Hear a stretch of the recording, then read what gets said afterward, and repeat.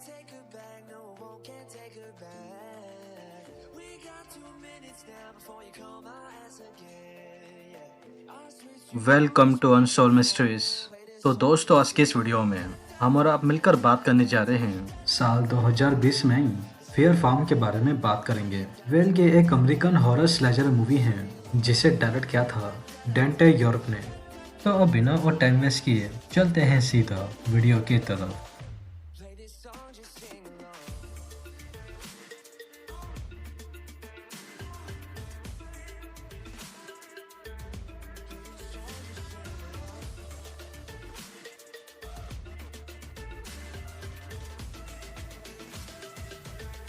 Play this song. So all right, movie की starting एक बहुत ही अनएक्सपेक्टिंग एंड इंटेंसिफाई सीन को दिखाकर होती है, जिसमें हम सभी ही एक कॉर्नफील्ड यानी कि एक बड़े से मक्के के खेत के अंदर किसी कैटी नाम की लड़की को ऊपर से लेके नीचे तक बिना कपड़ों के खून से लथपथ, रेलेवेंटली कंप्लीटली नेकेड, बुरी तरीके से रोते हुए इसे ही खेत के अंदर भागते हुए देख पाते हैं। वेल, अब कैटी यहाँ पर के चीज से इतना डर कर आखिर में से भागने की कोशिश कर रही है, तो इस बारे में आप सभी को बहुत ही जल्द अभी कुछ ही देर में पता चल ही जाएगा। सो एनीवेज, कैटी वो भागते भागते अंदर से टेरेबल वे में बुरी तरीके से थक गई थी और बस पास में ही मोचोते खुली जगह पर आकर खड़े होकर थोड़ा सा रेस्ट करती। तो तभी ही इसी ही दौरान हम सभी को इसे ही खेत के अंदर कुछ 4-5 बड़े ही क्रीपी से दिखने वाले आदमी दिखाई देने को मिलते हैं, जिन्होंने बेसिकली कुछ वियर्ड से कपड़े पहन रखे थे, जो कि देखने में और सुनने में कोई बड़ी बात नहीं थी। लेकिन अब हैरान कर देने वाली चीज ये आ रही थी कि उन सभी ही 3 से 4 क्रीपी आदमियों के बीच हम सभी ही एक मेगन नाम की लड़की को देख पाते हैं। ये अपने साथ खड़े इन सभी ही आदमी को ऑर्डर देते हुए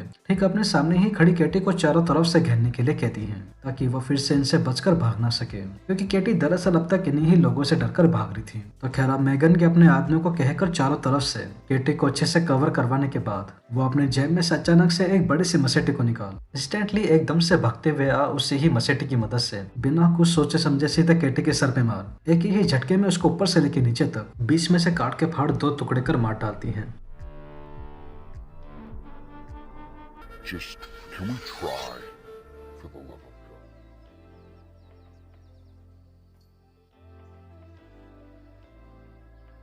तो खैर, अब सीन सीधा इस क्रीपी इंसिडेंट से चेंज होकर डायरेक्टली एक हफ्ते बाद कुछ कॉलेज के सीनियर स्टूडेंट्स के ऊपर फोकस करता है, जिन सभी के नाम मैथ्यू माइकल, उनकी गर्लफ्रेंड कारा पैट्रिका को देख पाते हैं, जो कि ये सभी ही स्टूडेंट्स अपने इससे वीकेंड को एक्साइटिंग बनाने के लिए सरप्राइजली आज ही था रिसेंटली टाउन में खुले किसी कॉर्न मैच में जाकर, जिसे चाहे तो हम सभी ही काइंड ऑफ मक्के की एक बड़ी सी भूल भुलाइया भी कह सकते हैं, साथ में चलकर उधर जाने के बारे में प्लान करते हैं, ताकि ये सभी ही एक दूसरे के साथ वेल क्वालिटी टाइम एक्सपेंड कर सके, क्योंकि नॉर्मली इन सभी के पास वीकेंड में और कुछ करने के लिए बेसिकली कुछ और था नहीं। तो बस माइकल के बताए इस आइडिया को सुन ये सभी ही उस फार्म में जाने के लिए तैयार हो जाते हैं।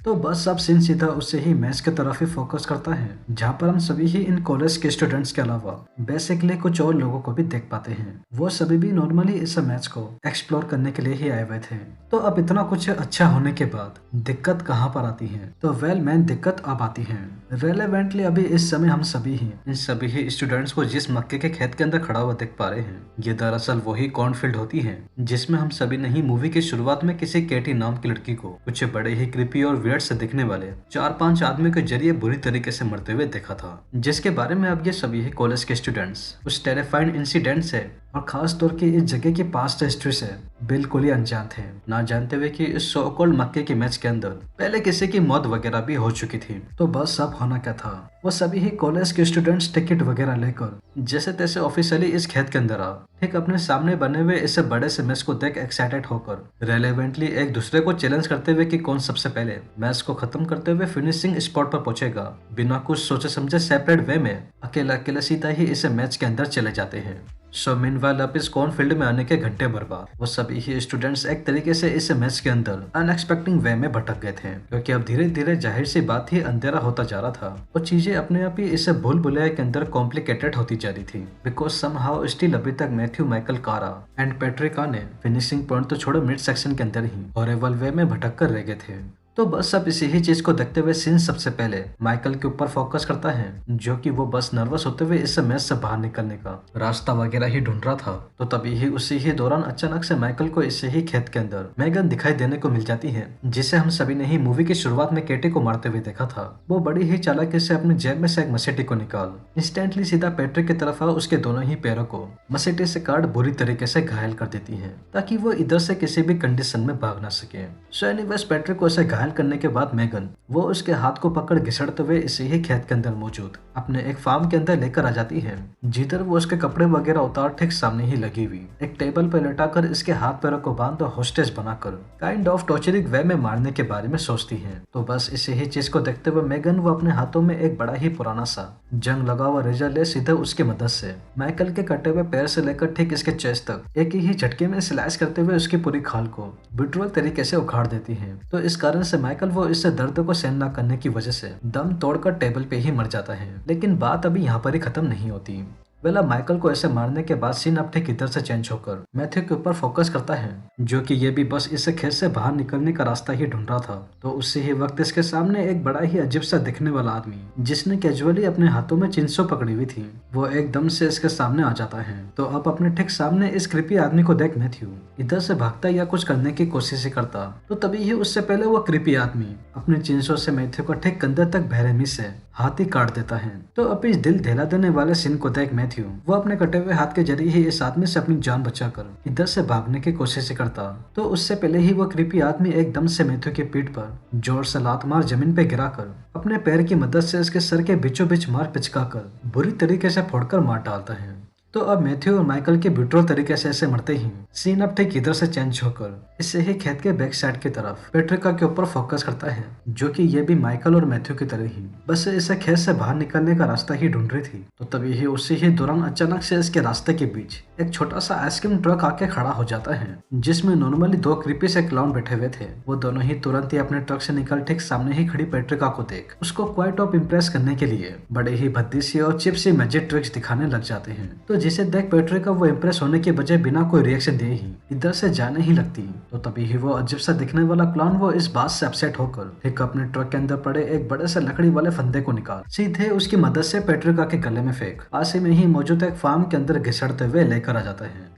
तो अब इस मूवी के एंडिंग में सीन अब last and final bar change होकर ठीक उसे ही फार्म के पास ही मौजूद कारा के ऊपर फोकस करता है, जो कि ये बस सभी की तरह ही इस फील्ड से बाहर निकलने के रास्तों को ही ढूंढ रही थी। तो ये अनजाने में ही सही बट गलती से खेत के अंदर बने हुए उसे ही फार्म के पास ही पहुंच जाती है, जिसमें हम सभी ने ही मेगन को माइकल को बुरी तरीके से टॉर्चरिंग वे में मारते हुए देखा था। तो खैर अब इस फार्म को ठीक अपने सामने देख कारा वो बिना कुछ सोचे समझे सीधे इसके अंदर चली जाती है। तो बस इस फार्म में आने के कुछ ही देर के अंदर ही कारा को अपने ठीक सामने अपनी फ्रेंड पेट्रिका बहुत ही अजीबो तरीके से बिना कपड़ों के टेबल पे लेटी दिखाई देने को मिलती है, जहाँ पर वही सभी ही क्रीपी से देखने वाले लोग काइंड ऑफ सटास्टिक एंड टॉर्चरिंग वे में उसकी बॉडी को मसेटी की मदद से धीरे धीरे काट रहे थे। तो अब इस अनएक्सपेक्टिंग अनसेटलिंग सीन को देख कारा वो डर के मारे इसे बिल्डिंग से बाहर निकलती। तो तभी ही उससे पहले एक क्रीपी से दिखने वाला आदमी जिसने मैथ्यू को बुरी तरीके से मारा था वो एकदम से इसके पीछे आके खड़ा हो जाता है, जहाँ पर वो इसके गले को बुरी तरीके से पकड़ हवा में उठाकर मेगन और बाकी लोगों के पास लेकर चले जाता है। एक व्हील चेयर पर बिठाकर इसके हाथ पैरों को बांध उसकी फ्रेंड पेट्रिका के पास ही बिठा देता है,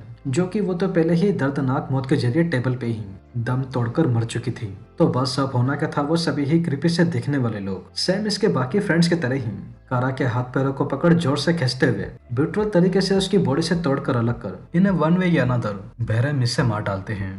और बस हमारी ये मूवी इन सभी ही टीनेज स्टूडेंट्स के, जो कि वो सभी ही अपने वीकेंड को बनाने के लिए चिल आउट करने के लिए एक फार्म के तरफ ही आए थे, ब्रूटल तरीके से उन सभी के ऐसे मरते ही ठीक इधर ही एंड हो जाती हैं। वेल अगर आप इस मूवी को स्टिल पर्सनली देखने में बिलीव करते हैं तो आप सभी को ये मूवी यूट्यूब पे सर्च करने पे मिल जाए तो ठीक है, वरना आप सभी मुझे इंस्टा पे मूवी के लिंक के लिए मैसेज कर सकते हैं, जिधर मैं आप सभी को इस मूवी का डायरेक्ट लिंक दे दूंगा। बाकी अब रही बात की ये मूवी हिंदी में डब है कि नहीं, तो well at the present moment जहाँ तक मुझे पता है वहाँ तक ये मूवी हिंदी में डब नहीं है, बट स्टिल इसकी स्टोरी और कॉन्सेप्ट इजी टू अंडरस्टैंड है, जिसको आपको देखकर बिना किसी परेशानी के आप सभी को बहुत ही आसानी से समझ में आ जाएगी। बाकी अगर मुझसे इस मूवी के एक्सप्लेनेशन को लेकर कोई गलती हो गई हो जिसको मैं कवर करना या फिर बताना भूल गया हूँ तो प्लीज मुझे कमेंट्स करके जरूर बताइएगा।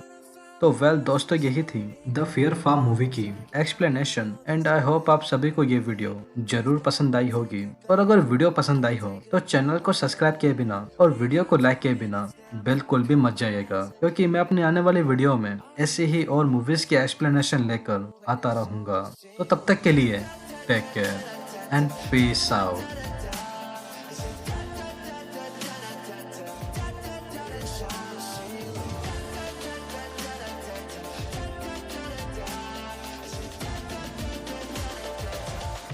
Play this song, just sing along.